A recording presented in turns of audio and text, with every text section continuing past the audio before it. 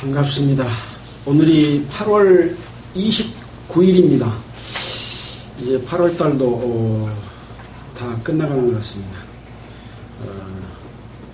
세월이 유수처럼 빠르다, 흐르는 물처럼 빠르다고 하는데, 사실은 세월의 속도는 지구가 태양의 주위를 돌아가는 속도만큼 빠르지요. 그래서 지구가 태양의 주위를 한 번 돌면 1년인데 시속 10만 8,000km입니까? 엄청난 속도로 세월이 흐르고 있는 거예요. 지금은 더 거의 빨리 돌아가 볼까요? 더 빨리 가고 것 같아요. 우리 느낌이 그렇습니다. 속도는 똑같습니다. 그래서 어디로 달려가냐? 결국 인생은 늙고 언젠가는 죽음을 맞이하게 되는 상황인 거죠. 또 하나님의 계획 속에서는 언젠가는 이 세상이 끝이 날 때가 온다라고 말씀을 하고 있습니다. 세상 돌아가는 여러 가지 징조들을 볼 때 예수님께서 제자들에게 말씀하셨던 마지막 때에 일어날 징조가 어떻습니까? 하고 물어봤잖아요. 난리와 난리 소문을 듣겠으나 상관 너희는 두려워 말라. 이런 일이 있어야 돼. 끝은 아직 아니니라고 말하면서 민족이 민족을, 나라가 나라를 대적하여 일어나겠고 전체의 기근과 지진과 언역이 있겠고 막 이런 내용들을 쭉 기록해 놨잖아요. 그래서 물론 인류의 역사 속에서 전쟁은 수없이 일어났었습니다. 그러나 지금처럼 많은 분쟁과 테러가 일어나고 했던 것은 마지막 때가 더 가까웠다라고 하는 것이고, 또 특히 이제 언역 부분에 있어서는 우리가 유행성 병들이 여러 시기마다 있었습니다. 그러나 그것은 계절에 따라서 그 계절이 바뀌면 수그러들었다가 다시 또 이렇게 퍼지기도 하고 했는데, 지금 코로나처럼 봄, 여름, 가을, 겨울 할 것 없이 추운 지방이나 더운 지방이나 이렇게 확산돼서 아마 인류 역사상 마스크를 쓰고 2년 이상 산 경우는 한 번도 없었습니다. 그만큼 마지막 때에 있을 언역이 심각한 상태에 이르렀다. 이런 모든 결과는 인간 스스로가 하나님을 무시하고 도전하고 과학의 발달로 인간이 스스로 모든 일을 다 해결할 수 있다고 하면서 많은 환경들을 파괴했기 때문에 되돌려받는 결과다, 이렇게 볼 수 있는 거죠. 자, 그래서 이 인간의 역사가 끝이 나고 하나님의 계획에 따라서 우리는 영원한 세계를 향해서 가고 있기 때문에 이 세상에서는 소망이 없지만 우리는 죽음 이후에도 소망이 있고 또 다가올 천국에서 살아갈 수 있는 그런 소망을 갖고 있기 때문에 세상의 어떤 부귀와 영화와 권세하고도 바꿀 수 없는 소중한 믿음을 갖고 있는 거죠. 이런 긍지로 우리는 어떤 어려움이 있더라도 견디고 살아가는 겁니다. 우리가 일상생활에 얼마나 바쁘게 노력하고 삽니까? 땀 흘리고. 이것은 일상생활인 거예요. 그래서 자연환경이 파괴가 범죄함으로 말미암아 파괴됐고, 이 자연도 가시와 엉겅퀴를 내고 이 자연도 저주를 받은 거예요. 사람도 저주를 받았지만, 그래서 사람은 땀을 흘려야만이 곡식을 먹을 수가 있게끔 바뀐 거죠. 그러니까 수고하지 않으면 자연에 곡식 심어놓으면 제대로 됩니까? 전부 풀이 덮어가지고 나중에 제대로 놔두면 아무것도 없죠. 풀을 매줘야 열매라도 맺힐 수 있죠. 지금 이제 농법이 발달해서 거름도 주고 퇴비도 주고 농약도 치고 하지만 기초적으로는 풀을 안 매면은 수확을 못한 거죠. 세상상 모든 것이 다 그렇습니다. 잡초가 지배하는 그런 인간사에서도 잡초 같은 사람들이 너무 많잖아요. 자, 서두의 말씀으로 드렸고요. 자, 우리는 이제 민수기서 총 36장으로 기록되어 있는데 34장까지 공부를 했습니다. 오늘은 35장과 36장 마지막까지 여러분과 함께 살펴보고자 합니다. 민수기서는 출애굽한 이스라엘 백성이 광야 생활을 기록한 역사책이라고 할 수가 있죠. 그래서 민수기 1장에 보면 싸움에 나갈 만한 이스라엘 백성들의 20세 이상의 숫자를 계수했다. 60만 공 3,550명이다 라는 계수가 있었고 또 진을 편성했죠. 레인을 중심으로 해서 동서남북에 진을 편성하고 그들의 역할과 임무를 전부 알려주고 또 하나님께 드릴 제사의 방법에 대해서 또 제사장의 역할에 대해서 이런 것들에 대해서 출애굽기, 레위기, 민수기서에서 반복해서 세부적인 사항들을 다 알려주셨고 이 방법에 의해서 이제 하나님의 인도하심에 따라서 광야 생활을 하는 거죠. 그래서 그렇게 알려줬지만 이스라엘 백성들은 하나님의 말씀을 잊어버리고 하나님의 기적과 능력과 이적을 통해서 구원의 내심도 잊어버리고 우상을 섬기고 불평불만을 하고 했던 내용들이 출애굽기서도 기록되어 있고 레위기 민수기서에 다 기록이 되어 있죠. 그래서 우리는 람세스에서 출발하여 이 모압 평지에 진쳐서 이제 가나안 땅으로 건너가기 직전의 상황까지를 이 민수기서에서는 기록을 하고 있습니다. 그때그때 있었던 중요한 사건에 대해서는 지난주와 저지난주에 자세하게 살펴봤죠. 그것은 뭐냐면 하나님이 이스라엘 백성에게 준 여러 가지 규례와 방법들을 제대로 지키면 하나님이 보호해 주시고 지키지 않고 하나님을 대적하고 범죄하면 처벌받는 그런 내용을 우리에게 교훈으로 주신 내용이죠. 그래서 람세스에서 출발한다고 하는 의미는 이제 우리가 구원받는 것처럼 세상의 욕심과 자기 생각과 자기 주관대로 살아가던 것을 버리고 떠나서 홍해를 건너서 이제 가나안 땅으로 가는 그런 것과 같다라고 하는 말씀을 배웠고 이제 바다 가운데를 지나서 시내 광야에서 여러 가지 계명과 율례들을 주었고 또 그런 과정에서 이제 고라의 반역이 있었고 또 신광야에서 무리바 물 사건이 있었습니다. 이런 과정에서 이제 우리가 살펴봤던 것은 섞여 사는 무리들이 탐욕을 품어서 고기와 부추와 마늘과 양파, 참외와 수박들을 먹고 늘 정력이 있었고 재밌게 지냈다. 그런데 우리를 이 광야로 끌고 와가지고 우리를 이렇게 힘들게 하고 괴롭게 하느냐. 애굽으로 돌아가자. 그런 이야기를 했을 때마다 하나님께서는 그들을 버렸잖아요. 또 고라의 반역에서는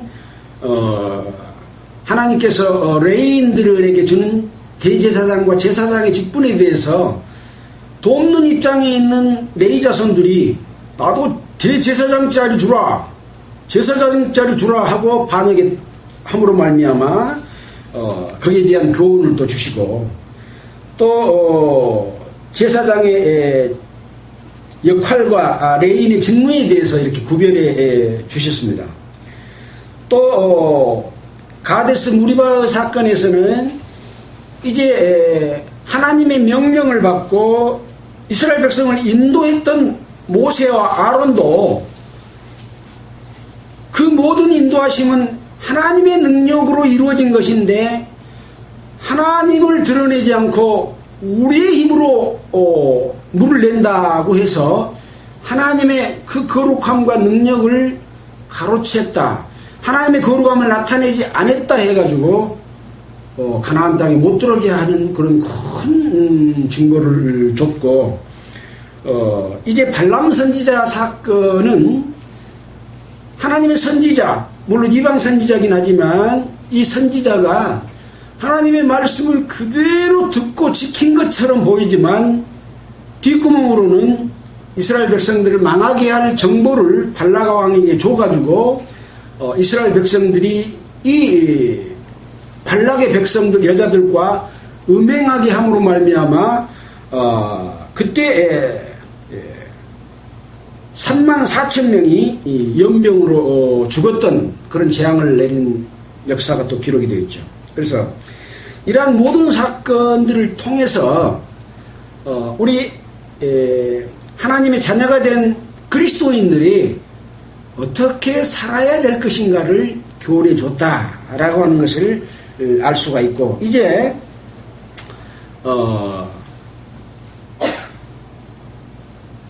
12지파의 두령들이 가나안 땅을 탐지를 했을 때 그 보고하는 과정에서 이 가나안 땅은 기름지고 아주 축복받은 땅인데 그것에 살고 있는 이 족속들이 워낙 기골이 장대하고 거대해서 우리는 거기 들어가지도 못하고 다 칼에 망한다 라고 하니까 이 지파를 두령들을 따르던 각 지파가 왜 우리를 여기까지 끌고 와서 우리를 다 칼에 망하게 하느냐, 우리가 군대 장관을 세우고 애국으로 돌아가자, 이런 또 반란을 일으키게 됨으로 말미암아 이 탐지 보고를 했던 10명은 죽이고 여호수아와 칼렙만 살게 되고 선악을 분별하지 못하는 유아들은 가나안 땅에 들어가게 했고, 이스라엘 백성들은 이제 가나안 땅을 눈앞에 두고 정탐꾼을 보냈지만 이 일로 인해서 40년 동안을 광야에서 방황하고 왔던 길로 되돌아가고 하면서 가나안 땅에 들어갈 것을 이야기하면서 20세 이상으로 계수받은 자와 그 아들들까지도 다 광야에서 멸망받았다라고 하는 교훈을 준 거죠. 자, 이제 오늘 5장에서는 이제 가나안 땅에 들어가서 이스라엘 백성들에게 줄 땅의 분배에 대해서는 우리가 앞장에서 배웠습니다. 오늘은 레인에게 준 성읍에 대해서 배울 겁니다. 그 다음에 이 성읍 중에는 도피성이 있습니다. 이 도피성에 대해서 공부하고 그 다음에 이어지는 내용은 36장에서는 시집간 여자의 유산에 대해서 기록하고 민수기서가 끝이 납니다. 그러면 지금 이스라엘 백성들이 가나안 땅에 들어갔습니까? 아직 못 들어갔죠. 모압 평지에서 이 모든 내용에 대해서 땅의 분배까지 어떻게 분배한다라고 하는 내용까지 기록이 된 거죠. 요단 동편 쪽은 일부 두 지파 반에게 분배까지 했죠. 자, 그러면 이제 그 다음에 이제 민수기 다음에 신명기거든요. 신명기는 총 34장으로 구성이 되어 있는데 신명기에는 뭐가 기록되어 있냐 하면은 여리고와 요단강 지금 모압 평지에 와 있잖아요. 이 모압 평지에서 발생한 약 한 달간의 일들이 기록된 것이 신명기입니다. 그러니까 그동안에 있었던 일의 반복적인 기록의 내용이라고도 볼 수 있어서 하나님께서 이 말씀을 기록한 내용이 얼마나 우리에게 주는 교훈이 큰가라고 하는 것을 다시 한번 살펴보게 됩니다.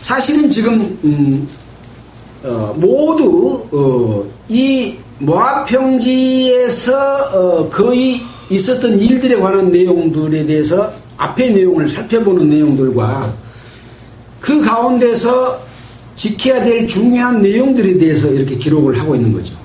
자, 그래서 이 모압 평지에서 있었던 사건들을 쭉 기록을 했다라고 하는 내용이고요.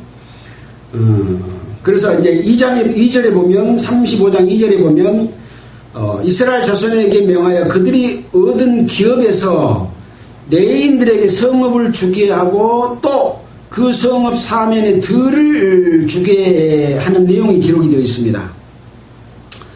아직 그러니까 들어가지는 않았지요. 그 내용은 뭐냐면 레인에게 줄 성읍의 들의 성읍들의 들은 성벽에서부터 밖으로 사면 2,000규빗, 성을 중앙에 두고 동편에 2,000규빗, 남편에 2,000규빗, 서편에 2,000규빗, 북편에 2,000규빗으로 준다라고 하는 것이죠. 자, 그래서 이것은 레인들 말고 이스라엘 백성들 각 지파들이 받은 분깃 중에서 레인들에게 주는 겁니다. 자, 그래서 6성읍은 도피성으로 주는 것이다. 6절에 그런 내용이 있죠. 너희가 레인에게 줄 성읍은 살인자로 피케할 도피성으로 6성읍이요 그 외에는 42성읍이라. 그래서 총 48개 성읍을 주는데 그 중에서 6개는 도피성이라고 되어 있습니다. 그래서 그 규정은 너희가 레인에게 모두 48성읍을 주고 그 들도 함께 주되 이스라엘 자손이 산업에서 레인에게 너희가 성읍을 줄 때에 많이 얻은 자에게서는 많이 취하여 주고 적게 얻은 자에게서는 적게 취하여 줄 것이라. 각기 얻은 산업에 따라서 그 성읍들을 레인에게 줄지니라. 그래서 이 가나안 땅을 분배할 때 어떤 기준으로 분배를 했습니까? 숫자에 따라서 분배를 했고, 숫자가 많이 남아있으면 많은 땅을 분배했고 적게 남아있으면 적게 분배를 했습니다. 그 면적에서. 근데 이제 이 많이 받은 자는 많이 레인들에게 떼어주고 적게 받은 자는 적게 떼어주면 공평하죠. 그래서 하나님은 항상 이런 땅의 분배, 기업의 분배에 있어도 항상 공평하게 이렇게 하고 있다라고 하는 것을 알 수가 있습니다. 자, 9절부터는 이제 도피성에 관한 내용이 기록이 되어 있습니다. 9절입니다. 여호와께서 또 모세에게 일러 가라사대 이스라엘 자손에게 말하여 그들에게 이르라. 너희가 요단을 건너 가나안 땅에 들어가거든 너희를 위하여 성읍을 도피성으로 정하여 그릇살인한 자로 그리로 피하게 하라. 그릇살인이 뭡니까? 의도적으로 사람을 죽이려고 한 살인이 아니라 실수로 사람을 죽였을 경우에 그 사람들은 이스라엘 백성들은 살인하면은 돌로 쳐 죽이잖아요. 죄를 지면. 그래서 돌로 쳐 죽임을 당하지 않고 피할 수 있는 곳을 줬다. 만약에 의도적으로 살인을 안 했는데 돌에 맞아 죽어버리면 하나님의 뜻이 맞지 않다 이거죠. 그래서 도피성 6개를 만들어서 그쪽으로 피하게 하는 거죠. 이는 너희가 보수할 자에게서 도피하는 성을 삼아 살인자가 회중 앞에 서서 판결을 받기까지 죽지 않게 하기 위함이다. 재판을 받아서 네가 의도적으로 살인한 것이 아니라 실수로 살인했기 때문에 일정 기간은 피해 있고 그 기간이 지나면 이제 네 집에 가서 사람 사는 데 가서 살아도 좋다라는 판결을 내립니다. 그때까지 죽지 않게 하기 위함이다. 그러니까 이때까지는 도피성에 있어야 되는 거죠. 않게 하기 위함이다. 너희가 줄 성읍 중에서 6으로 도피성이 되게 하고 하되 세 성읍은 요단 이편에서 주고 세 성읍은 가나안 땅에서 주어 도피성이 되게 하라. 요단 이편에도 지금 2지파 반이 살고 있죠. 또 나머지 지파들은 이제 요단 건너서 가나안 땅에 들어갈 것이기 때문에 양쪽에 이렇게 성을 나누어서 주고 있습니다. 이 6성읍은 이스라엘 자손과 타국인과 이스라엘 중에 우고하는 자의 도피성이 되리니 무릇 그릇 살인한 자가 그리로 도피할 수 있으리라. 그러니까 이 도피성은 레인만을 위해서 주는 도피성입니까? 아니지요. 이스라엘 백성 전체가 다 이 도피성을 이용해서 실수로 사람을 죽였을 경우에 그쪽이 피할 수 있도록 재판을 받아서 판결이 날 때까지 피할 수 있도록 도피하게 해주는 그런 성인 겁니다.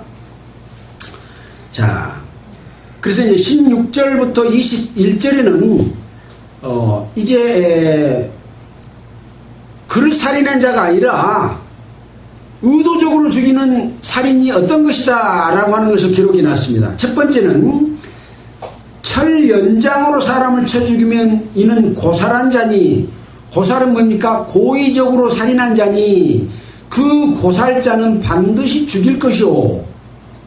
이런 사람들은 도피성에서 받아줘요, 안 받아줘요? 안 받아줘요. 도피성에 들어갈 때도 그 사유를 다 설명하고 그 사유가 인정되면 도피성에 들어올 수 있도록 해주는 거죠. 자, 또 두 번째는 만일 사람을 죽일 만한 돌을 손에 들고 사람을 쳐 죽이면 이것은 고의적으로 살인한 거다. 돌도 크기가 있겠죠. 쬐깐한 자갈만한 돌 가지고 이렇게 한 것은 뭐 안 죽을 수도 있겠죠. 물론 급소를 정통으로 때리면 죽을 수도 있지만, 그래서 돌로 사람을 죽일 만한 돌을 손에 들고 쳐 죽이면 그건 고의적으로 살인한 자다. 또 18절에는 사람을 죽일 만한 나무 연장, 쇠가 아니라도 나무 연장, 몽둥이, 아주 강한 몽둥이를 가지고 쳐 죽여도 이것은 고의적으로 살인한 자다. 그러니 반드시 죽여라. 또 19절에 보면 피를 보수하는 자가 그 고살자를 친히 죽일 것이니 그를 만나거든 죽일 것이요. 20절에 만일 미워하는 까닭에 밀쳐 죽이거나 기회를 엿보아 못을 던져 죽이거나 원한으로 인하여 쳐 죽이면 그것도 고살자다. 반드시 죽여라 라고 기록이 되어 있는 거죠.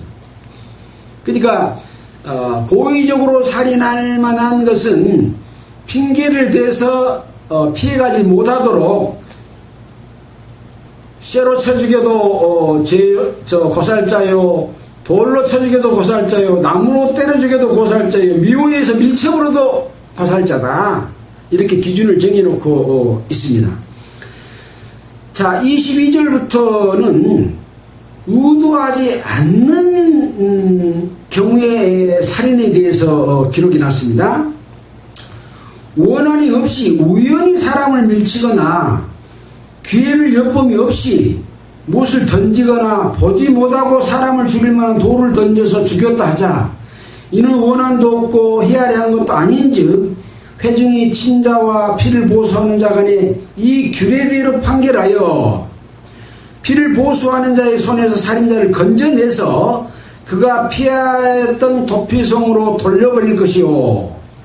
그런 자들은 이제 그걸로 인해서 죽은 자의 친족이나 가족들이 이 사람을 죽이려고 할 것이니까 도피성으로 보내서 거룩한 기름 부음을 받은 대제사장의 죽기까지 거기 거할 것이라 라고 기록이 되어 있습니다. 자, 여기 아까는 판결을 받기까지 죽지 않게 한다는 규정이 있죠. 그 다음에 또 한 가지는 대제사장이 죽기까지 거기 거할 것이라 라고 하는 규정이 있습니다. 이것은 규정입니다. 법입니다. 그러나 살인자가 어느 때든지 그 피하였던 도피성 지경 밖에 나갔다 하자. 이것은 기간이 차서 나간 걸 의미할까요? 기간이 안 찼는데 나간 걸 의미할까요?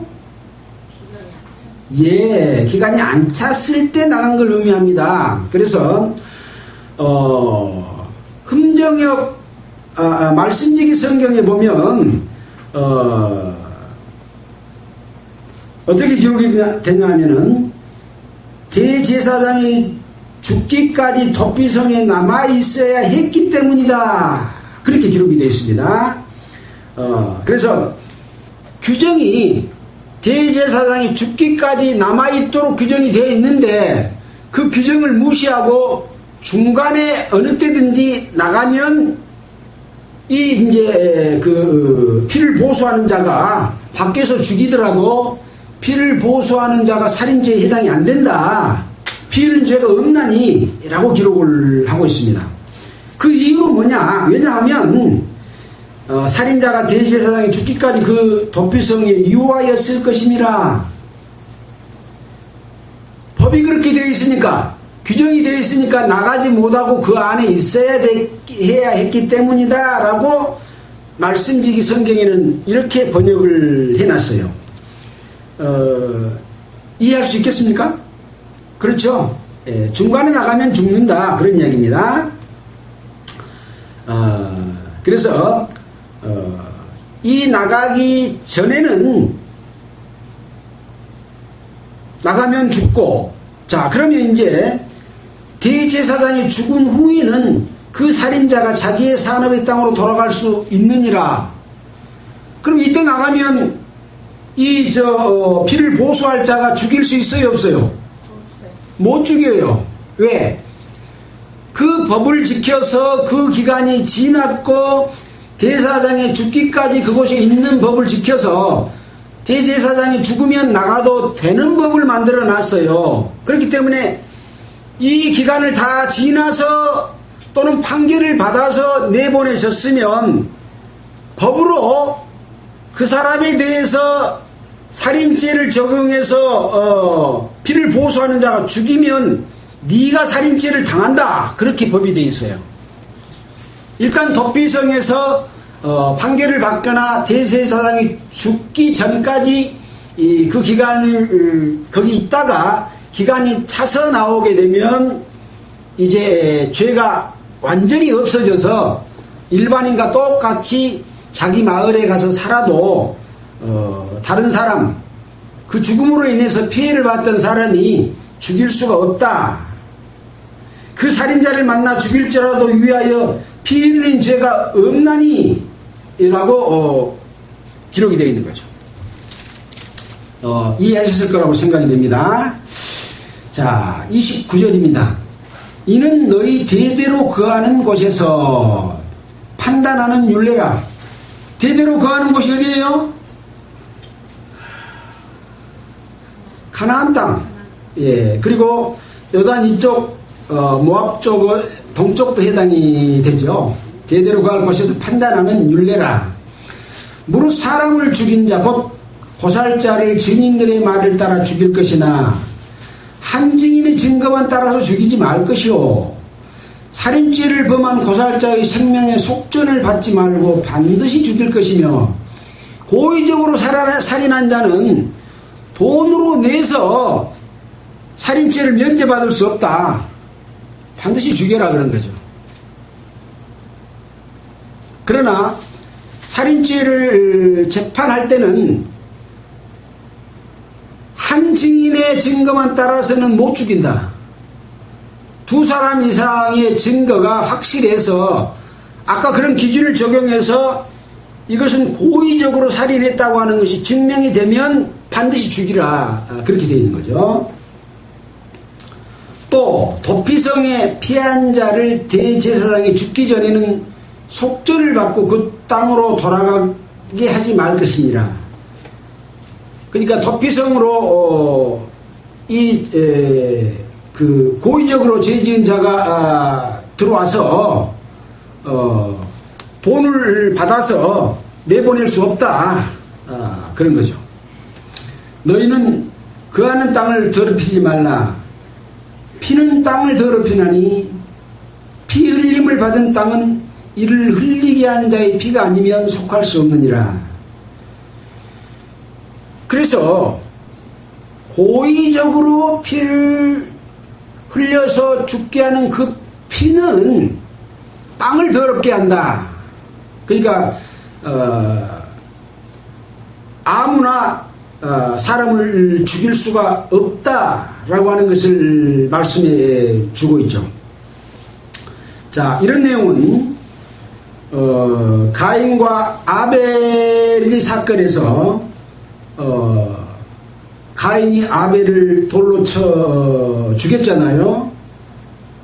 그때도 하나님께서 피가 나에게 말해주고 있다라고 말한 적이 있고, 또 다른 성경에서도 이 땅이 더럽혀지는 부분에 대해서 기록을 해놓고 있습니다.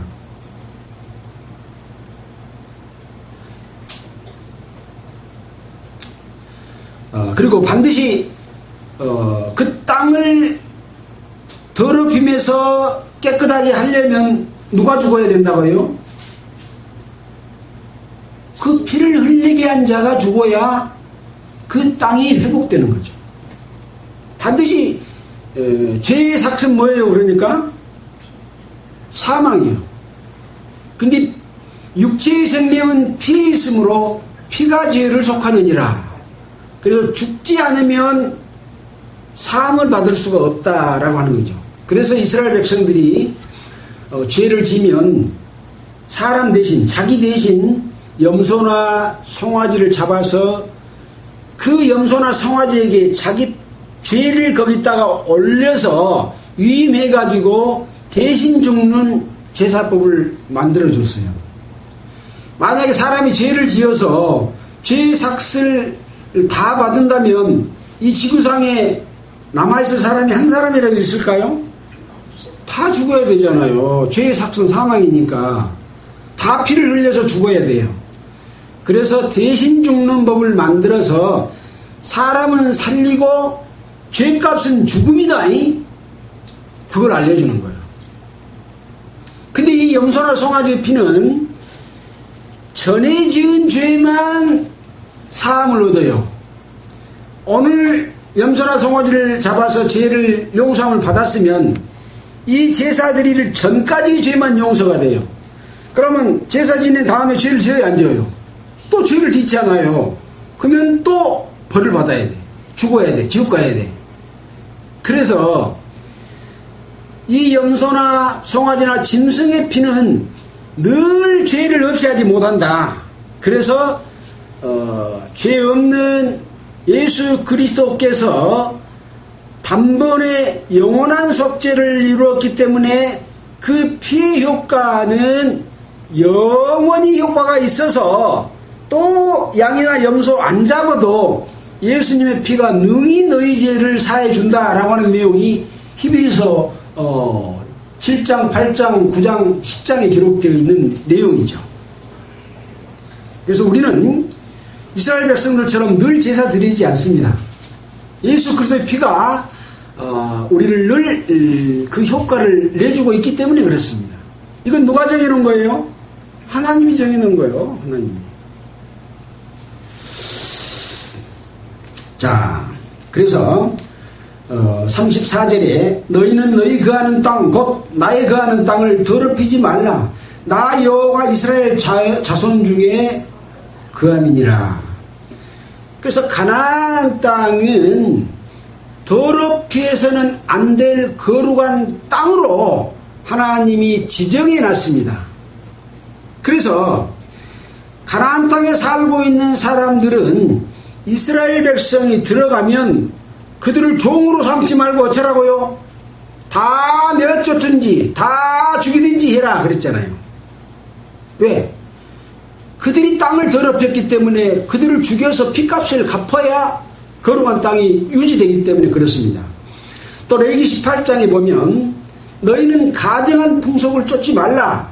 나는 거룩하니 너희도 거룩하라 라고 말하면서 애굽의 풍속을 쫓지도 말고 가나안 땅의 풍속을 쫓지도 말라. 왜? 가나안 땅에 살고 있는 자들이 하나님을 섬기지 않고 우상을 섬기고 바알신을 섬기고 또 금오스신을 섬겨가지고 사람을 잡아서 그 우상에 입속에다 여서 불을 태워서 죽이는 그런 제사를 지리는 악한 이러한 우상을 섬기기 때문에 그들을 다 진멸시키고 그들의 풍속을 너희들은 쫓지 말라 그렇게 말씀했던 거죠. 구원받은 하나님의 백성들, 자녀들, 그리스도인들이 세상 풍속을 쫓고 그것을 섬기면 안 된다 라고 하는 거죠. 섬기면 어떻게 해요? 그것은 용서받지 못할 죄가 돼서 처벌을 받아야 되는 그런 상황이 되기 때문에 우상을 섬기지 말고 그렇게 살아야 된다고 하는 것을 늘 이스라엘 백성을 통해서 교훈해 주시는 거죠. 자, 이스라엘 땅이 거룩한 것처럼 이스라엘 땅을 거룩한 성 예루살렘을 회복한 것이 어디입니까? 계시록에 나와 있는 거룩한 성 예루살렘이죠. 그곳에는 이 더럽혀진 사람이 들어갈 수 있겠어요? 없겠어요? 못 들어가는 거예요. 그래서 가나안 땅에 들어가서 너희가 살 때에 이렇게 살아라 라고 말씀해 주고 계십니다. 가나안 땅은 실제로는 거룩한 성이 아니고 죄를 지을 수 있는 곳이고 늘 죄를 지음으로 말미암아 속죄제를 드려야 될 곳이지요. 그래서 가나안 땅은 제가 영원한 하늘나라가 아니다 라는 말씀을 여러 번 드렸잖아요. 이건 그냥 거울입니다. 진짜 거룩한 성 가나안 땅을 에덴 동산을 회복한 땅은 거룩한 성 예루살렘에서만이 존재하는 거죠. 거기에는 거룩하지 않는 사람은 들어갈 수가 없다는 것을 가나안 땅에서도 설명해 주고 있다고 하는 것을 우리는 생각해 봐야 됩니다. 그래서 예수님은 교회를 택하시고 그 교회를 점도 없고 흠도 없는 하나님의 신부로 만들기 위해서 에베소서, 빌립보서, 골로새서에 어떻게 살아라고 하는 내용에 대해서 기록해 놨다고 그랬잖아요. 자 이제 36장에서는 시집간 여자의 유산에 대해서 설명을 해놨습니다. 므낫세의 손자 마길의 아들 길레앗의 자손 가족의 두령들이 이제 모세와 또 이스라엘 자손 족장들에게 나와서 항의를 합니다. 하나님께서는 각 지파별로 이스라엘 땅에 기업을 분배해 줬는데 시집간 슬로브앗의 딸들에게도 기업을 줬잖아요. 근데 그 딸들이 시집 가불면 다른 지파의 그 남편들에게 시집을 가불면 그 소유가 어디로 가겠어요? 시집간 남자 쪽으로 가지고 가불겠죠. 그러면 하나님이 나눠주신 기업의 땅이 적어져 본데 어떻게 하랍니까? 희년이 돼도 그것은 돌려받지 못하는 상황입니다 라고 항의를 했습니다. 그러니까 5절에 모세가 여호와의 말씀으로 이스라엘에게 명하여 가로되 요셉 자손의 지파의 말이 옳도다. 그렇게 항의한 게 옳다. 자, 그러니 슬로브앗의 딸들에 대한 여호와의 명령이 이러하다. 슬로브앗의 딸들은 마음대로 시집가려니와 오직 그 조상 지파의 가족에게로만 시집갈지니.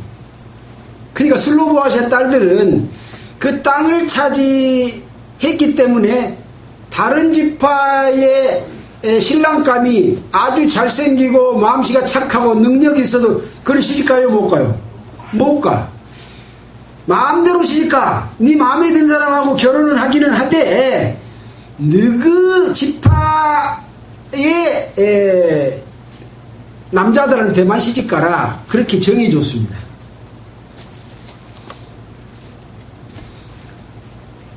그리하면 이스라엘 자손의 기업이 이 지파에게서 저 지파로 옮기지 않고 이스라엘 자손이 다 각기 조상의 지파의 기업을 지킬 것이니라 하셨나니 이스라엘 자손의 지파 중 무릇 그 기업을 이은 딸들은 자기 조상의 지파 가족 되는 사람에게로 시집갈 것이라. 그리하면 이스라엘 자손이 각기 조상의 기업을 보존하게 되어서 그 기업으로 이 지파에서 저 지파로 옮기게 하지 아니하고 이스라엘 자손 지파가 각각 자기 기업을 지키리라. 그래서 하나님께서는 이 기업으로 주신 땅은 영원히 그 지파의 소유가 되도록 해 주셨다. 기업은 없어지지 않는 것이다. 중간에 잘못해서 놀고 해가지고 빚이 있어서 딴 지파로 팔아불더라도 희년이 되면 다 자기에게로 돌아오는 법이 있잖아요. 7년 만에 그런 법을 줬는데 이 슬로보아스 딸들이 가지고 간 것은 자기 소유가 되도록 해놨어요. 그래서 니는 네 지파에게로만 시집가라 그렇게 해가지고 기업이 그 지파에 영속되도록 그렇게 해주셨습니다. 자, 그렇게 하니까 10절에 슬로보아스의 딸들이 여호와께서 모세에게 명하신 대로 행하니라. 슬로보아스의 딸들이 아주 지혜롭게 자기들의 분깃을 찾으면서도 또 자기 정욕이나 이런 것으로 인해서 다른 지파로 결혼하지 않고 자기 지파 사람들하고만 결혼하는 것을 명령을 지키며 사는 지혜 있는 그런 여자들이었다 라고 하는 것을 생각해 보게 됩니다. 슬로바스의 딸 말라와 디르사와 호글라와 밀가와 노아가 다 그 아비 형제 아들들에게로 시집가되 그들이 요셉의 아들 므낫세의 자손의 가족에게로 시집간고로 그 기업이 그 아비 가족의 지파에게 여전히 있었더라. 13절입니다. 이는 여리고 맞은편 요단과 모압 평지에서 여호와께서 모세로 이스라엘 자손에게 명하신 명령과 규례니라. 그래서 이 명령과 규례는 이는 그랬지만 이 이는이란 말은 그 민수기 아까 14장 그 이후에 이 신의 광야에서 출발해가지고 있었던 중간 과정까지를 다 포함하면서 각종 계명과 율례들을 줬던 이 모든 것들이 다 물론 이제 중간에서 있었던 일이 있지만 상당히 많은 부분들이 모압 평지에서 모세로 이스라엘 자손에게 명하신 명령이고 이것은 어디서 지켜야 될 규례라고요? 가나안 땅에서 지켜야 될 규례를 이렇게 많이 주셨습니다. 규례가 많으면 지키기가 힘들죠. 예. 그만큼 가나안 땅에서 살 내용들이 하나님께서 주신 십계명의 율례와 각종 규례와 제도를 다 가나안 땅에서 지켰어야 했습니다. 그러니까 가나안 땅은 영원한 거룩한 성 예루살렘은 아니라고 금방 쉽게 이해할 수가 있겠죠. 자, 가나안 땅에 이제 이스라엘 백성들이 들어갔어요.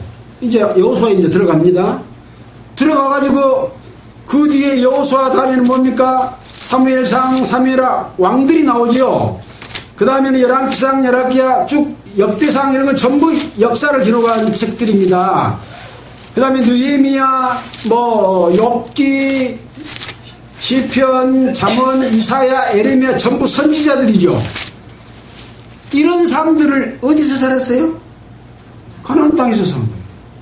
하나님께서 주신 땅에서 살면서 하나님을 제대로 섬기지 못하고 범죄하고 나중에 가서 왕들도 하나님을 배신하고 선지자도 배신해가지고 저 성경 구약 성경 맨 마지막에 말라기 앞을 쭉 더듬어서 거꾸로 올라가 보면 하나님을 섬긴다고 섬기면서 그 율례와 법도를 지키지 아니하고 하나님께 드리는 예물에 대해서도 토색한 것, 뺏은 것, 사기친 것을 갖다가 하나님한테 드리고 흠 있는 걸로 제사 드리고 그러니 내가 그것을 받겠느냐? 안 받는다. 너그 제사 드려봤자 너그 너 제사를 안 받기 때문에 하나도 용서 안 한다 라고 말라기에서 구약을 총정리했습니다. 가나안 땅에서 이스라엘 백성이 제대로 살았어요? 못 살았죠. 못 살 뿐만 아니라 예수님 오셨을 당시에도 계속해서 이 구약 성경에서 살았던, 가나안 땅에 살았던 그 나쁜 행태로 대제사장과 서기관과 바리새인들이 그렇게 살아서 하나님의 아들이 왔는데 하나님의 아들을 알아보지 못하고 하나님의 능력과 기사와 이적을 행하니까 예수를 시기하고 질투해서 자기들의 권위를 뺏기니까 예수님을 죽여버렸잖아요. 그런 역사가 이스라엘의 역사입니다. 그래서 예수 그리스도를 통해서 구약의 모든 폐단을 전부 해결하고 완전한 속죄를 받은 하나님의 자녀들이 어떻게 살아야 될 각종 규례와 율례들이 예수님이 직접 말씀하신 복음서와 서신서 속에서 예수님의 제자들 베드로, 요한, 사도 바울을 통해서 가나안 땅에서 어떻게 살아야 했던 것을 말해줬던 것처럼 또 광야에서 어떻게 살아야 했던 것을 말해줬던 것처럼 성도들에게 알려준 내용이다 라고 하는 것을 우리는 생각해 보고 성경 전체를 보는 눈을 가진다면 구약 성경하고 신약 성경하고 광야 생활하고 가나안 생활하고 헷갈리지 않고 구분해서 봄으로써 이것이 나에게 이 지점은 어느 때 것에 해당되는구나, 이것은 속죄함을 받기 전에 해당되는구나, 이것은 속죄함을 받은 뒤에 세례받은 뒤에 해당되는구나, 이건 어디서 지켜야 할 것이구나 하는 것을 이해하게 된다는 거죠. 이 구분을 잘 못해서 뒤죽박죽으로 성경을 풀면 구약 들어갔다가 신약 들어갔다가 섞어져 가지고 뭐 돼요? 성경을 혼잡케 한다. 누가 이 성경을 혼잡케 합니까? 자기 욕심을 따라서 행하는 거짓 사도들이 성경을 혼잡케 하는 거죠. 이 혼잡한 말씀을 누가 바로잡아 줬습니까? 사도 바울이 바로잡아 줬습니다. 그래서 이런 내용들을 우리는 서신서를 통해서 다시 한번 얼마나 이 예수님의 제자들을 비롯한 베드로, 요한, 유다, 사도 바울 이런 사람들이 그 가르침의 내용이 중요한지를 다시 한번 생각하게 됩니다. 그래서 나중에 또 우리가 신약 성경을 또 다시 공부하면서 이제 구약 성경을 통해서 하나님이 말씀과 계명을 주시고 그걸 지키고 지키지 않는 자들에게 어떻게 했는지를 다 봐왔기 때문에 엄청난 교훈을 우리가 받은 상태에서 신약 성경을 보게 되면 그 말씀이 더 강하게 우리 속에 와닿겠죠. 자, 그런 마음으로 여러분들은 신약과 구약과 모든 내용들을 잘 중심을 잡고 말씀을 볼 수 있었으면 좋겠습니다. 저는 항상 말씀드린 것처럼 제가 말씀을 읽고 여러분에게 전해주지만 제 말을 믿어서는 안 된다. 성경에 있는 말씀이 그러한가 하고 여러분이 살펴보고 여러분이 직접 성경에서 그렇구나 라고 깨달으면 하나님께서 여러분에게 계시해 주는 것이고 여러분에게 일깨워 주시는 것이고 여러분에게 성령의 능력으로 함께 해 주시기 때문에 큰 힘을 얻어서 어떤 거짓 선지자가 와도 성경은 이렇게 돼 있어 라고 딱 방패를 할 수가 있는 거죠. 여기 계신 모든 분들 그리고 또 방송을 통해서 말씀을 듣는 모든 분들도 하나님의 살아계신과 역사하신 예수 그리스도께서 우리에게 이루어진 사실들을 깨닫고 하나님의 자녀로 태어나서 정말 성도로서 부끄럽지 않는 그런 삶을 살고 거룩한 성 예루살렘에 영원히 하나님과 함께 거할 수 있는 모든 사람이 되기를 바랍니다. 기도드리겠습니다. 하나님 아버지 감사합니다. 저희들이 무엇이간데 기록된 성경의 말씀을 이렇게 밝히 보여 깨우쳐 주십니까? 참으로 감사합니다. 늘 하나님 앞에 겸손함으로 또 하나님의 뜻을 순종함으로 살아갈 수 있도록 능력으로 순종할 수 있도록 도와주시기를 원합니다. 또 늘 바른 생각과 하나님의 합당한 뜻 가운데 생각하고 마음 먹고 행할 수 있도록 지켜주시옵소서.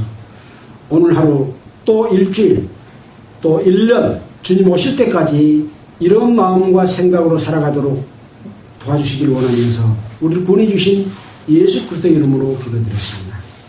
아멘.